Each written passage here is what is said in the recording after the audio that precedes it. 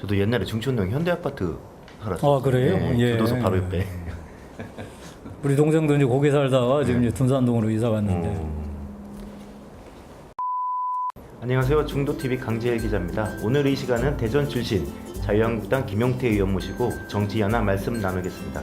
의원님 안녕하세요. 예, 안녕하십니까. 예. 먼저 충청 지역민들에게 소개와 인사 말씀 해주시죠. 예, 안녕하십니까.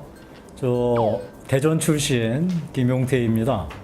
저희 아버지 대전에 살고 계시고요. 저희 형제들도 대전에 삽니다. 뭐 저희야 뼛속까지 대전 사람인데 일을 하다 보니까 서울에서 이 국회의원 일을 하고 있습니다. 일은 서울에서 하지만 언제나 마음속에 고향이고 부모님 계신 곳이 대전이기 때문에 우리 대전에 있는 모든 그 향우들에게 다시 한번 인사드립니다. 새해 복 많이 받으십시오. 네. 국회 정무위원장 중책을 맡으셨는데 앞으로 어떻게 이끌어 가실 것인지 포부를 좀 밝혀주시죠. 일반 국민께서는 정무위원회 하니까 어떤 정치 현안을 다루는 데가 아니냐 이렇게 오해하시는 분이 계시는데 그건 아니고요. 국회 정무위원회는 대한민국 금융산업 전반을 다루는 금융위원회를 소관으로 하고 있고, 그다음에 기업의 공정거래를 담당하는 공정거래위원회를 또 소관을 하고 있습니다. 그리고 우리나라 국가보훈 업무를 담당하는 국가보훈처, 그리고 이 국민의 권익보호를 위한 국민권익위원회를 소관부서로 하고 있습니다. 마지막으로 26개 국책연구기관, 아마 국민들께서는 KDI 한국경제개발원을 아실 텐데요. 이 26개 국책연구기관을 소관하면서 최종적으로는 국무총리실을 저희가 소관으로 하고 있습니다. 따라서 정무위원회는 대한민국 금융산업 발전 그리고 기업의 공정거래 이 거래 관행을 이제 잘 만들어내는데 가장 중요한 입법과 정책을 입안하는 곳이라고 볼 수 있습니다. 다른 것보다 저는 국회 정무위원회에서만 지금 11년째 속해 있습니다. 지난 11년간 대한민국 금융산업을 살펴보면 참으로 민망하기 그지없는 이 정체와 퇴보의 연속이었습니다. 아시다시피 대한민국의 정말 최고의 인재들 절반은 뭐 솔직한 말씀으로 이제 의사가 되거나 그 반대편에 있는 소위 이제 그 우리 고등학교 기준으로 문과겠죠. 금융산업으로 많이 진출합니다. 그런데 이 대한민국 금융산업이 대한민국 경제를 이끌어 나가는 중추 역할, 기관차 역할을 하는 게 아니라 그저 대한민국 경제에 기대서 자기들 안에 속해 있는 사람들만 잘 먹고 잘 사는 이런 구조에 머물러 있습니다. 오직하면은 대한민국 금융산업 경쟁력이 아프리카 우간다 다음으로 세계 78위밖에 안 된다고 하는 자주 섞인 이제 비판도 나올 정도입니다. 그래도 저는 이 정무위원장으로서 대한민국 금융이 단지 금융산업에 종사하는 당사자들의 자기만의 잔치가 아니라 대한민국 경제를 이끌어가는 중추 산업으로서 세계와 경쟁하고, 그래서 정말 뛰어난 대한민국 인재들이 마음껏 뛰어들고 도전할 수 있는 그런 판을 만드는데 입법과 정책 개발에 노력할 예정입니다.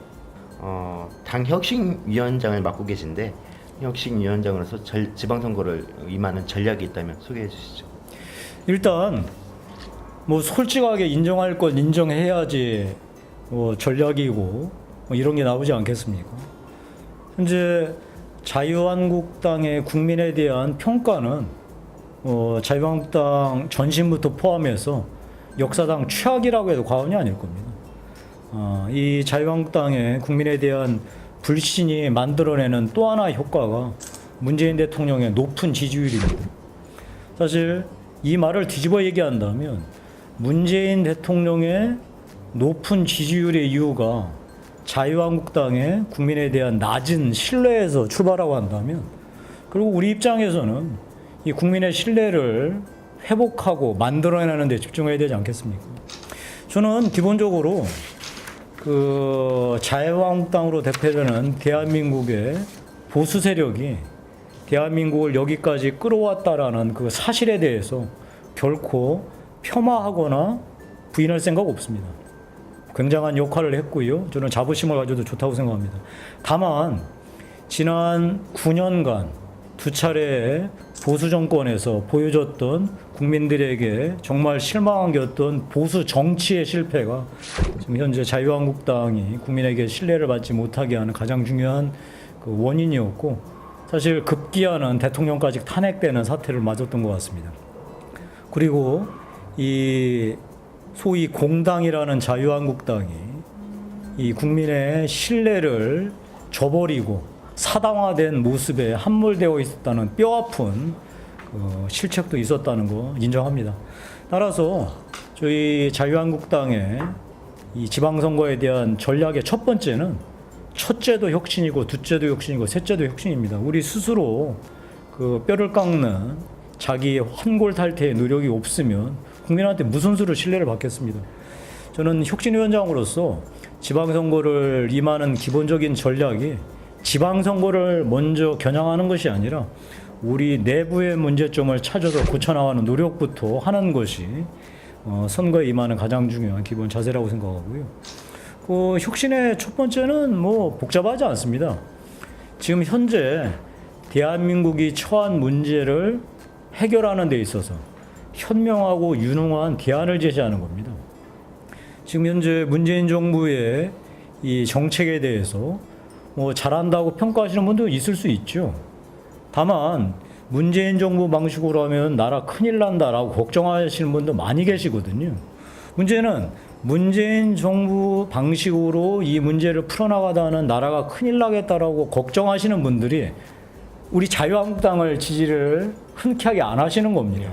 바로 이 괴리를 어떻게 메꿀 것이냐가 이제 중요하고, 그러기 위해서는 첫 번째로 우리가 현명하고 유능한 대안을 내놓아야 되지 않겠습니까?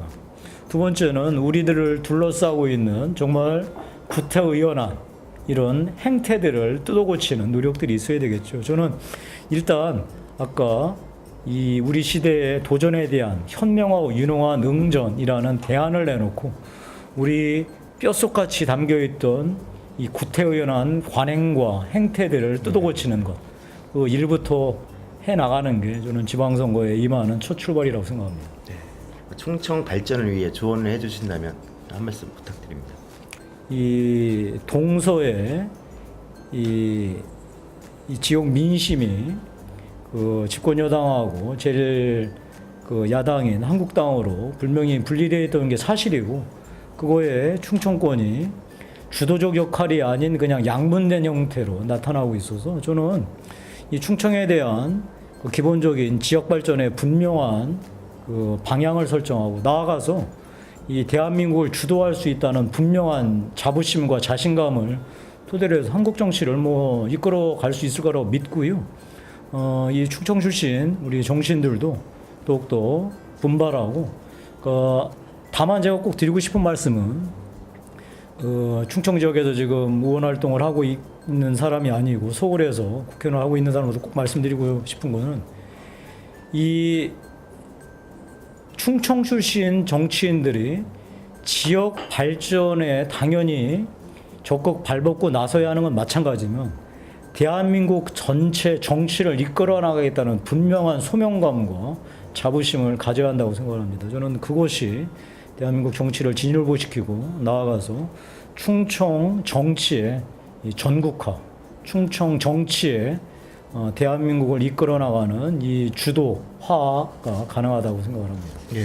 의원님도 이제 차세대 주자로서 이제 충청 대망로의 한 축을 이렇게 이루고 계신데요.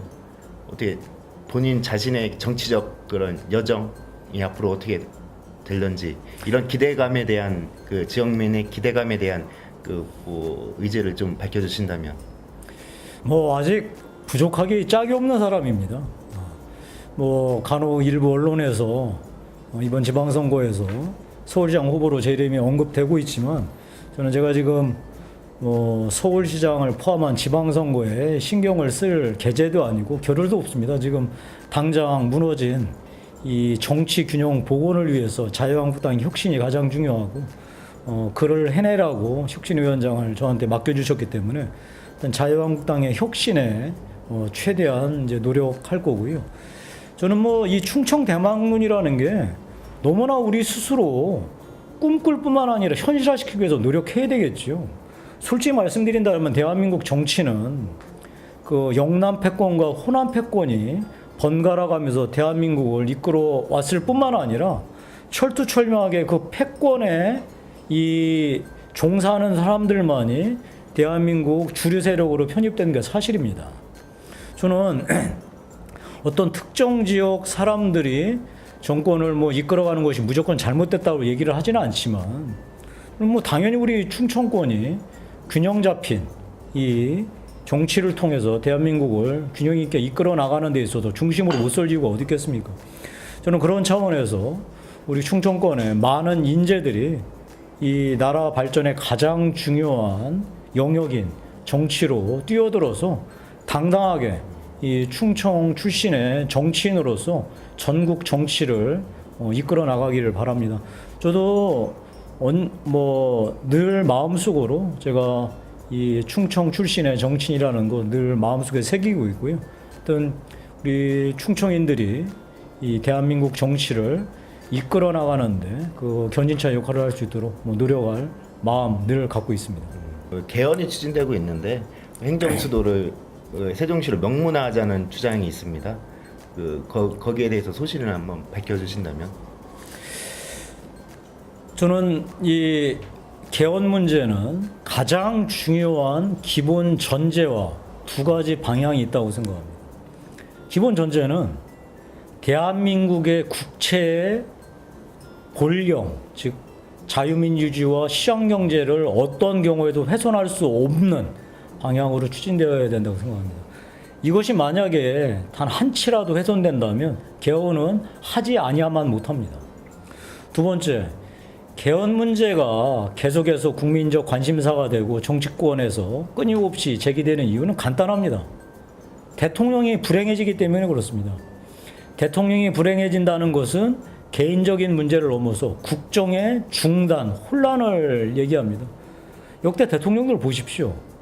정권 초기에는 막강한 제왕적 권력을 행사하면서 전국을 주도하고 나아가서 오버페이스를 해서 얼마나 많은 물의를 일으킵니까? 그러다가 집권 중반기를 지나면서부터는 벌써 힘이 빠져서 대통령 스스로의 통치권이 약화되는 건 물론이군요. 국정 전체가 마비 사태에 빠지는 이런 일을 겪게 되었습니다. 따라서 이 역사적 교훈을 토대로 해서 이 제왕적 대통령의 폐해를 막는 권력 분산, 권력의 균형을 짜는 개헌이 반드시 이루어져야 됩니다. 이것을 빼고서 개헌 얘기하는 것은 참 무의미한 얘기입니다. 세 번째, 저는 철두철미한 지방분권을 지향하고 결과로서 실체로서 지방분권이 이루어지는 개헌이 이루어진다고 생각합니다. 근데 지방분권 개헌의 본질이 뭘까요? 저는 권한과 책임입니다. 지방에게 모든 권한을 주되 책임도 같이 지우는 저는 개헌이 되어야 된다고 생각합니다. 즉, 이 중앙으로부터 이 지방재정 교부금이라는 소위 그 고리가 걸려가지고 중앙에 눈치 볼 수밖에 없는 현재 구조를 완전히 타파해서 이 지방정부에게 재정권한, 인사권한 뿐만이 아니라 모든 규제권한, 교육권한까지 다 넘기는, 또 정말 명실상부한 이 지방정부의 책임을, 이 권한을 넘겨주는 개헌이 이루어져야 되고요. 이와 동시에 지방정부의 성패에 따라서 지방정부가 모든 결과를 책임지는 개헌이 이루어져야 될 겁니다. 뭐 아시다시피 그 외국의 경우 지방정부가 잘 된 데는 그 지방마다 지방정부의 리더십에 따라서 잘 사는 지방이 있고요. 잘못되면 지방정부가 파산하기도 합니다. 너무나 당연하죠. 저는 그게 이제 지방 분권의 가장 중요한 요소라고 생각하고요.